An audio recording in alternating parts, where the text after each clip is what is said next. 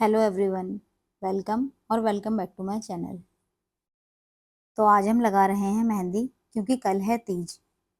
तीज से एक दिन पहले मैंने रात में मेहंदी लगवाई। फिर सुबह 3:30 बजे उठकर मैंने सरगी में दही चूड़ा और शक्कर खाया। इसके बाद मम्मी ने चाय बना दी। लास्ट में मैंने नारियल पानी पिया जिससे कि दिन भर बॉडी में हाइड्रेशन बना रहे। इसके बाद मैं पूजा के लिए तैयार हुई। आज के दिन मान्यता है कि 16 श्रृंगार किया भी जाता है और 16 श्रृंगार का दान भी किया जाता है।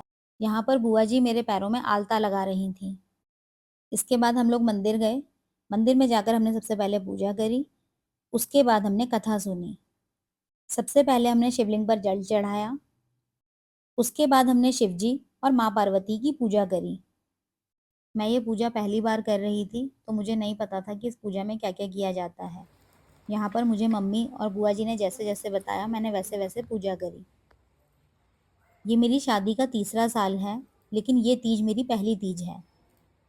वैसे तो ये शादी के पहले साल से ही करनी ज़रूरी होती है, लेकिन शादी के पहले साल हमारे यहाँ सूतक लगा हुआ था जिसमें कि कोई भी नया व्रत शुरू नहीं किया जाता है। और दूसरे साल में 2 मास लगा हुआ था।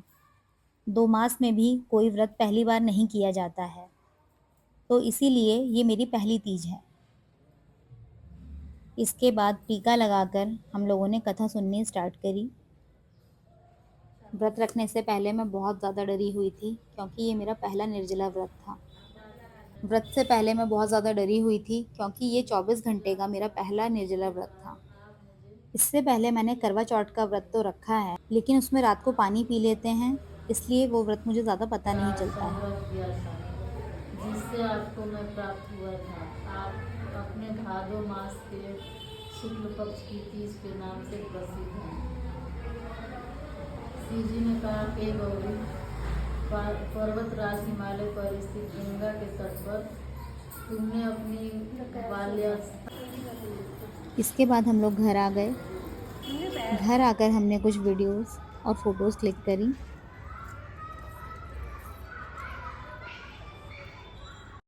मेरी मेहंदी कुछ ऐसी रची थी।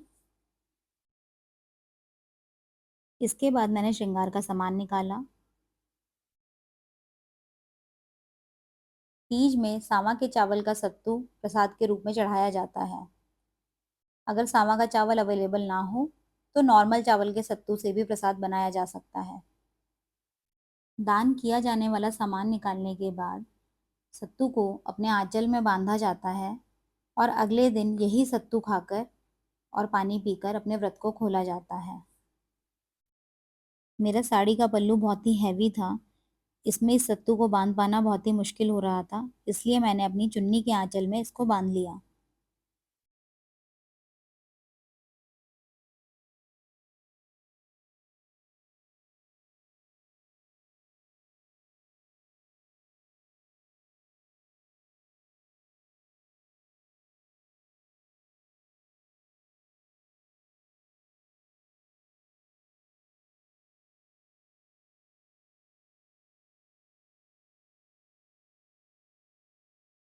इसके बाद सिनोरा में से सिंदूर किया जाता है। सिनोरा के ढक्कन को हमेशा सिनोरा के नीचे ऐसे ही रखना चाहिए, इसे कभी भी साइड में नहीं रखना चाहिए। आज के दिन हमारे यहाँ नाक पर से पूरा सिंदूर लगाया जाता है।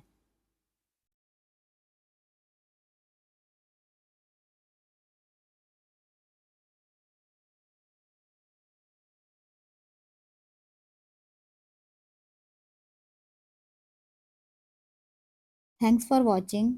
अगर आपको ये वीडियो अच्छी लगी हो तो प्लीज़ इसे लाइक कर दीजिएगा। और आपकी तीज कैसी रही ये आप कमेंट सेक्शन में बता सकते हैं। मिलते हैं नेक्स्ट वीडियो में, तब तक के लिए बाय बाय, टेक केयर।